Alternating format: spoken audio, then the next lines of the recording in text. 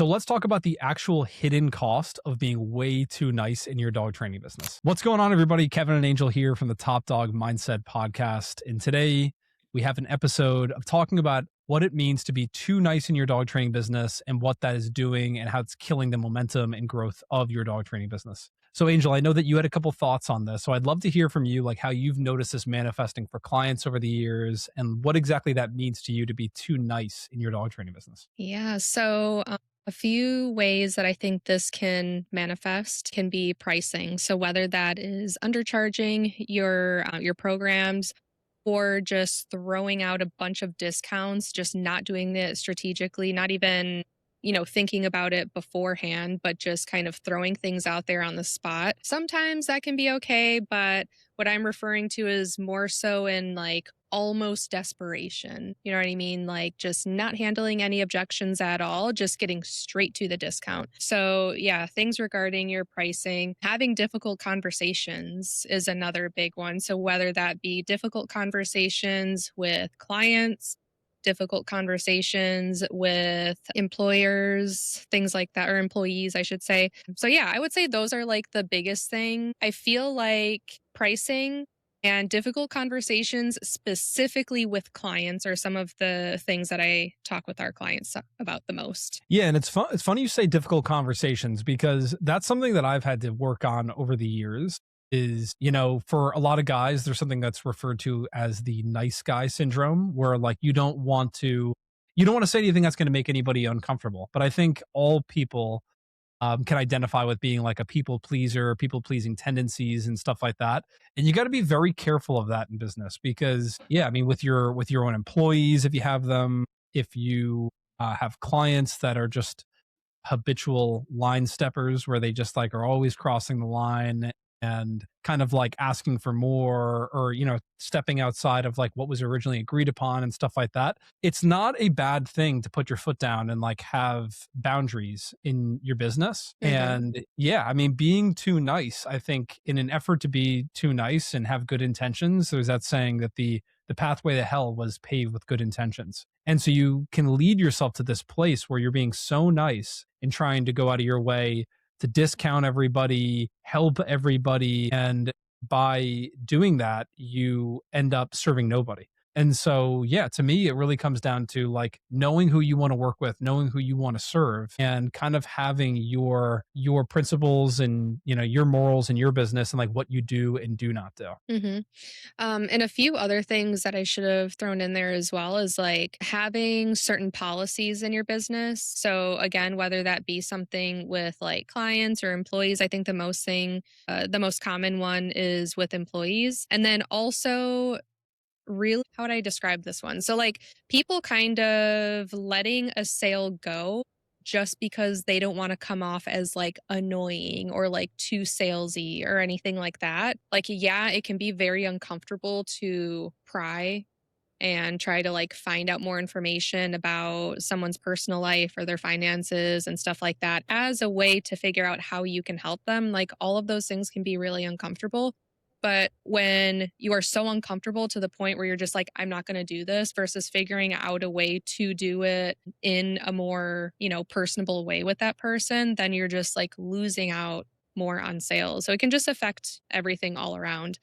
But what I mean with like the policy stuff, a common one I would say is like, I would say with the lessons, probably, people selling lesson packages and then having clients that are not doing their homework in between lessons or clients who are constantly canceling and rescheduling and all that kind of stuff. And then it's annoying. People complain about it because they don't like having clients like that. And, that's totally understandable. But then at the same time, it's like, well, if we have these policies in place to where, maybe you check in with each client in between the lessons and you find out, okay, this homework wasn't done. Okay, well, we're going to cancel that next lesson and we're going to reschedule it just to make sure you're able to get that homework done. Or if someone is constantly rescheduling lessons, maybe have some sort of like cancellation, like rescheduling policy where you're only allowed so many cancellations at a time or something like that where they end up forfeiting lessons or maybe a 4 lesson program has to be done within like 6 or 7 weeks just to make sure that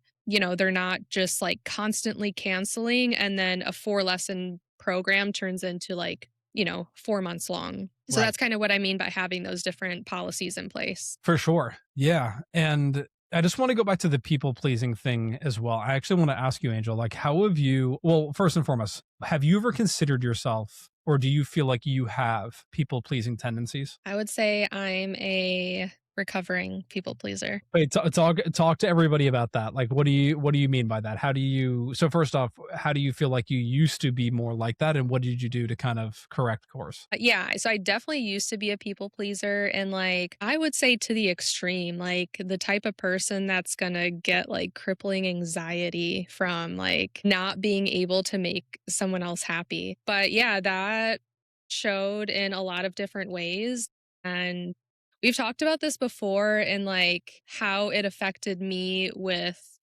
my work life, dog training, especially going into consultations and stuff like that. Like it affects the way that you talk to people and conversations that you have and stuff like that. And so there were a lot of changes that I had to make. I would consider myself like a very aware person. And so I think that's a good thing. And so therefore I was able to like notice that about me both in my work life because it was affecting, me with clients and consultations and stuff like that. And I was very uncomfortable. And then it also manifested in my personal life. And it was just one of those things where it was like I just had to come to the realization of like, I am this way, but I don't want to be this way. I want to be better than this. And I want to be able to walk into a consultation super confident and handle it this way. And I want to be able to ask these questions that I normally don't ask because I'm uncomfortable asking them. Or I want to, again, in personal life, I want to be able to have these sort of conversations with people or have these sorts of relationships with people, but I can't do that with, what I'm doing right now. And so I just kind of like had to force myself to be okay with allowing myself to have more uncomfortable interactions, I guess you could say. And it was uncomfortable for me just, being used to being a people pleaser and just like totally staying away from anything that made me uncomfortable or staying away from any sort of conversation that made me uncomfortable. So yeah, again, like I just had to force myself to be okay with it and like push through those uncomfortable moments. Yeah, well, I think what you're kind of explaining is like deciding on who it is that you want to be as a person and as a Mhm. business owner, as a parent, as a friend, anything, right? Any aspect of your life. But yeah, I can totally identify with that because I feel like this is something that I was kind of faced with over the last couple of years, which is like it really can rear its ugly head in business if you're not careful. And let's be honest, like being able to tell people what they want to hear is a way easier way to go about life in the short term. Because it's like the way I've noticed it for us is like, even if somebody's not going to be a good fit, years ago, I would have still just like taken them on as a client, tried to find a way to make it work, and then it would crash and burn. And it's like, why did you take them on as a client? This was never going to work. And then you're dealing with an upset client. And the difficult thing is with not being a people pleaser is even if you tell them and try and tell them the truth and the most helpful thing for them, if it's not what they want to hear, it may still be upsetting for them to hear. Like, hey, I can't help you, and that can really upset people as I've learned. But what Mhm. I've found out though is that like I needed to make a decision on who I was, who I wanted to be as a person. And did I want to be somebody who was telling people things that were not true just because it was easier in the short term? Or do I want to be somebody that has principles and morals and tells people the truth, even though it may upset them a little bit in the short term?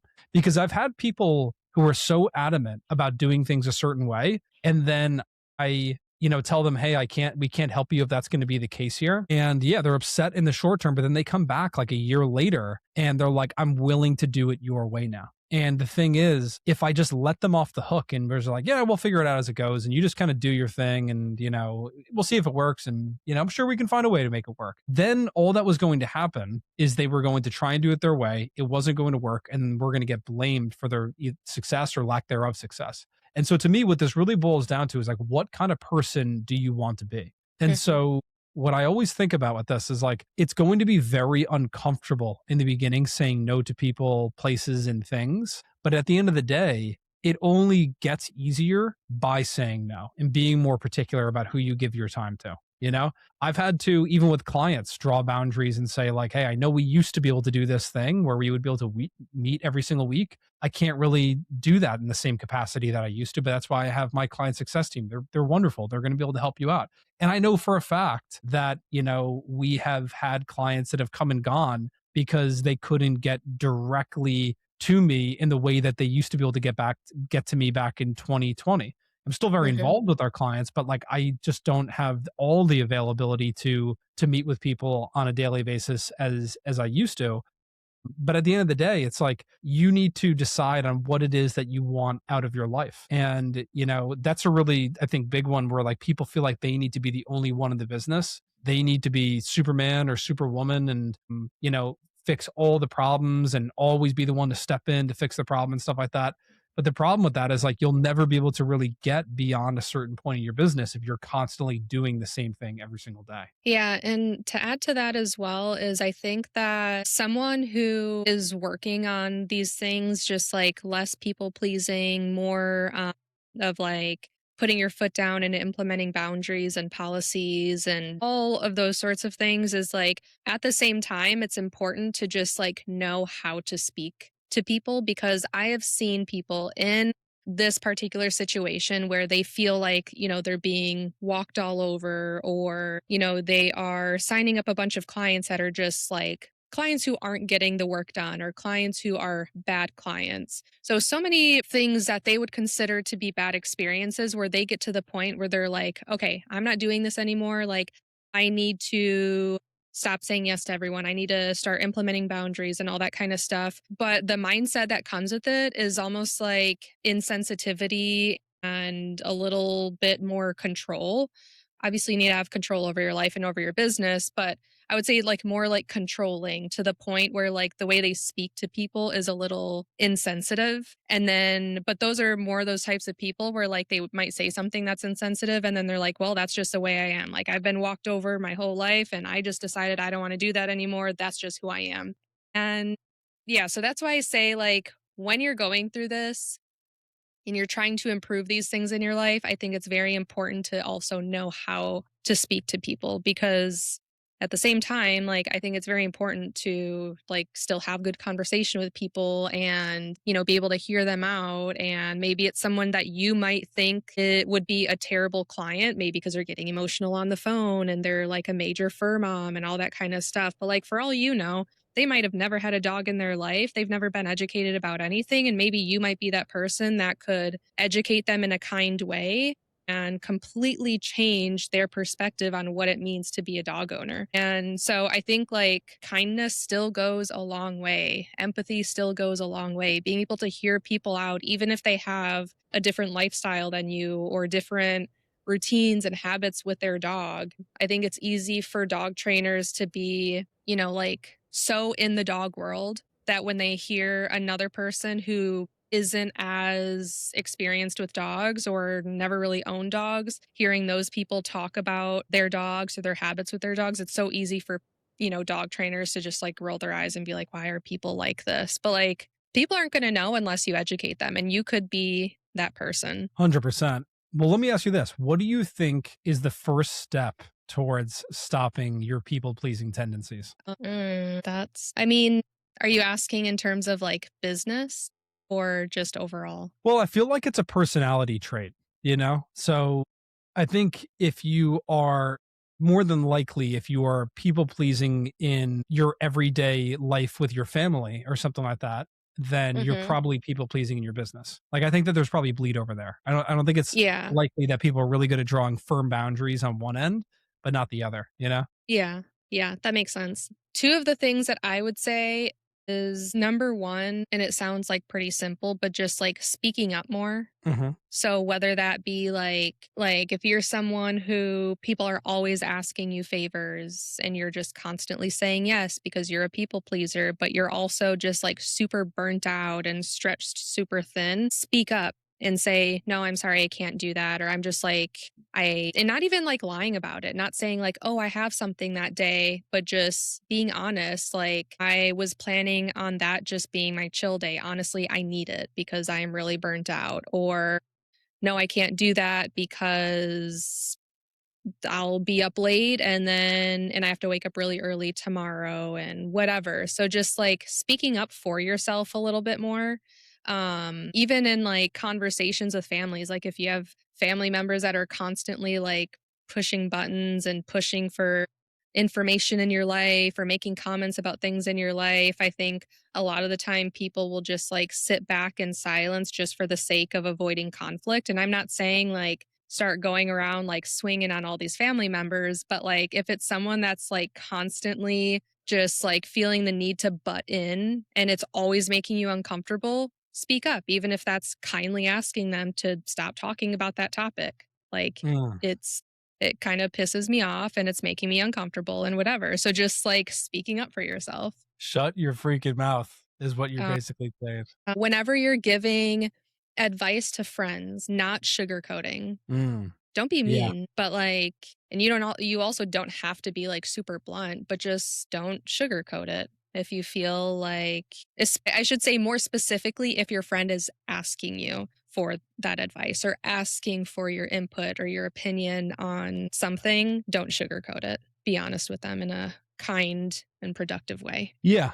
And I think it's important to point out too that there's probably some people out there that could do very well to have more people pleasing tendencies. You know, like Yeah. I feel like I've met some people who are so far on the opposite end of the spectrum that they're like, it's only on my terms. And I'm like, man, the way you have your business structured, like it's so unaccommodating to people. Like, I don't understand how you ever made a sale, you know?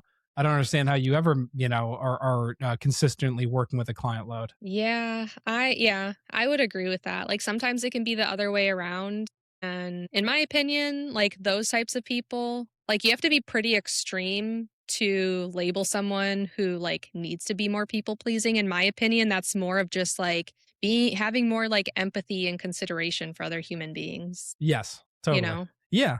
Yeah, I mean, you said something before that stood out to me, which is I just had, this conversation with this, sales appointment I had this morning. He asked me like, "Hey, do you work weekends?" And years ago, I would have said like, "Yeah, we can hop on a quick call on the weekend." But now having, kids and, that's the really only protected time that I have with my family and stuff like that, it's like, it's a very slippery slope if I start saying yes to one person and it's like, come on, we all have time to for a 5 minute, 10 minute follow up call sometime throughout the week between Monday and Friday. Like it's not like this is the only time. And even if that is, then it's like I need to draw a line and say like, what is most important to me in life? Is it making another sale or is it the time with my wife and kids. And Hmm. listen, there's a time to break the rules, there's a time to bend the rules and stuff like that. If it was really the only time and that was the only hang up, of course I would go take a 5 minute phone call on like a Saturday afternoon or something like that. But the point is like just because somebody asks doesn't mean you need to say yes. Doesn't mean that you can't say, hey, that actually wouldn't be the best for me. Here's why. Do any of these other times work? But I think so many times people can have this like immediate tendency to just say, like, that's what they asked me. If I say no to that, then I'm going to like lose the sale. Hmm. And let's be honest, like we all want to work with people who, as clients, are more flexible and are not that unrealistic about like the idea that like we would want to have a weekend with our kids or that like I'm out to dinner right now, so I can't take a call with you.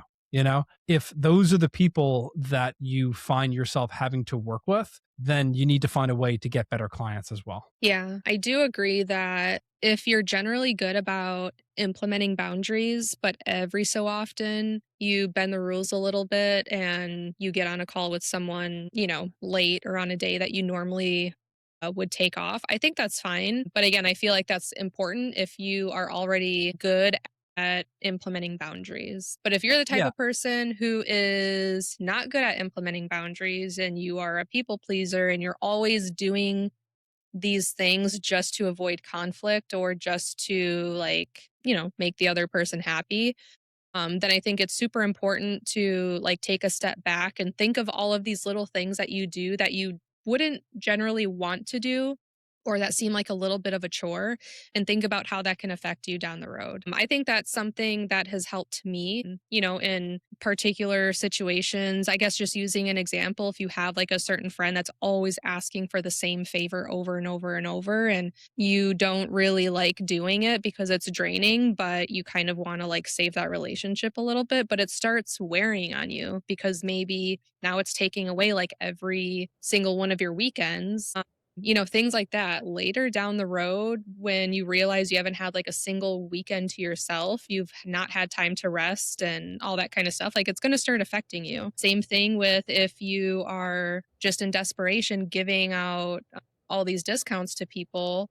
And next thing you know, you're selling a 4-week program at a 2.5-week price that is could lead to not only you getting burnt out, but also a lot less money down the road. So I think just like, I guess, analyzing all of that and like what your habits generally are and the types of things that you keep giving into. If clients are always asking about doing lessons on the weekends and you're normally like, oh, I hate this. Like, I hate when people do this. And then again, you get burnt out to the point where you're like, I need to take like a whole month off. And then that whole month affects business. Like, just Right. thinking way down the road, I think is super important. That might help put it into perspective for some people. Yeah, I think that's perfectly said. Like there's certain things that you can do for a week. There's certain things that you can do for a month. And then there's only certain ways to conduct yourself that you'll be able to do it for years and decades. Hmm.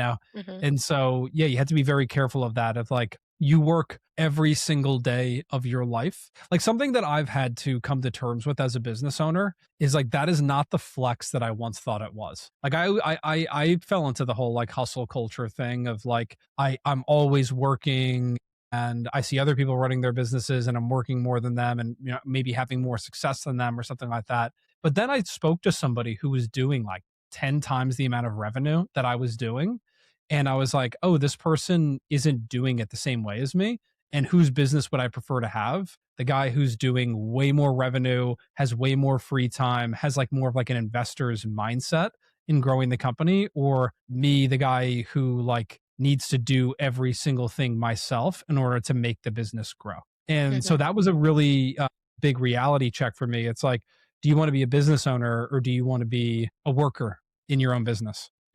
And I personally really like to work. I like running a business. I like being involved in stuff like that. And so I guess that can be something that I need to almost like resist is trying to not just step in and do things myself. But yeah, I think that's an important way to look at it. Is like there's no extra reward at the end of it if you make it to the same finish line as somebody else and end up in the same place, but you were the one who killed yourself to do it. You know. Yeah. I think like I forget exactly who the two people were, but I think it was Rockefeller and Carnegie at the time. Where like Rockefeller was the richest man in the world, and Carnegie was the second wealthiest. And Rockefeller famously was kind of like very stressed out, and I can't remember exactly the details, but may have died early or stuff like that.